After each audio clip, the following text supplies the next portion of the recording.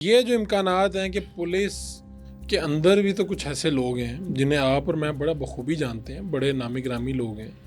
कोई sub inspector है, कोई इंस्पेक्टर है, कोई डीएसपी है, जिनका ये ट्रैक रिकॉर्ड है, जो मामूली काम नहीं करते, बड़े बड़े काम है, करोड़ों के करते हैं, लोगों को मारते भी हैं और मरवाते भी हैं, और आज भी सीटों पर मौजूद हैं। कोई उनसे कोई ढकी चुपी बात नहीं है। किसी के साथ भट्टी आता है, कोई बट है, कोई पता नहीं क्या क्या है यार। फारूक साहब, अगर मैं आपके साथ बात करनी शुरू कर दूं तो एक बकायदा एक पूरी लिस्ट बन जाएगी।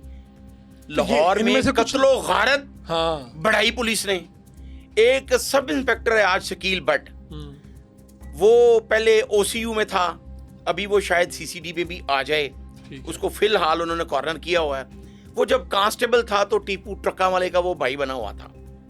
जब टीपू ट्रका वाला कत्ल होता है तो वो एयरपोर्ट पे मौजूद होता है। जब बलाज कत्ल होता है तो वही शकील बट एयरपोर्ट पे मौजूद, बलाज के साथ मौजूद होता है उस वलीमे की सेरेमनी में। जब एहसन शाह को जेल से निकाला जाता है तो वही सब इंस्पेक्टर होता है।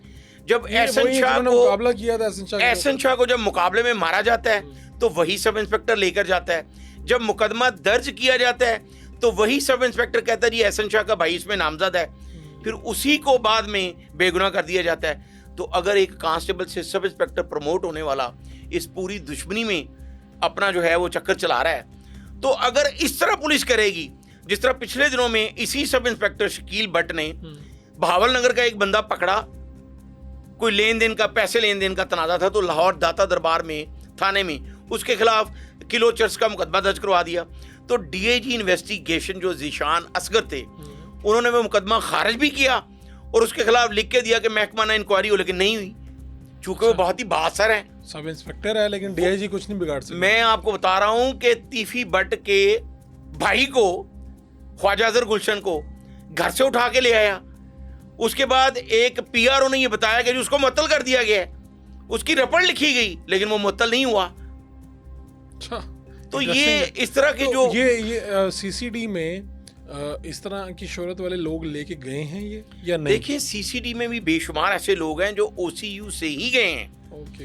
लेकिन फारूक साहब, जब सिस्टम बन जाएगा ना, अगर सिस्टम बना, जैसे अब मोटरवे पे जो पुलिस काम कर रही है तो वो इन्हीं थानों से गई है, इसी सिस्टम से गई है, लेकिन वहां पर सदर फारूक लगारी का भी चलान हुआ, बहुत से सूबाई और वफाकी वुज़रा का चलान हुआ, काम ठीक हो रहा है वहां पे। तो अगर ये सिस्टम बनाएंगे तो फिर यही लोग काम करेंगे। तो अब क्या होगा? आप ये कहते हैं जी ये जो फोर्स है ये डाला कल्चर, डकैती, कत्ल, कब्जा माफिया, गैंगस्टर नेटवर्क्स, मंशियात, अब ये लाहौर में या पंजाब में ये चीज़ें ख़त्म हो गई हैं?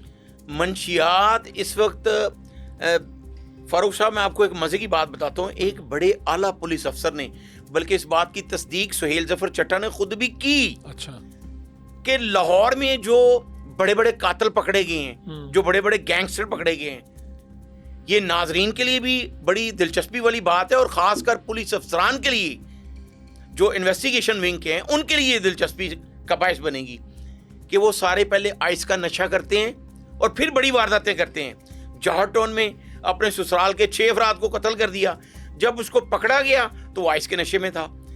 नवाकोट के इलाके में 4 अफराद को कत्ल किया गया, अपनी फैमिली के भाभी समेत मार दिया गया, वो आइस का नशा करके गेम खेल रहा था, उसके बाद उसने मार दिया, ये मेरे पैसे मेरी भाभी ने ले लिए।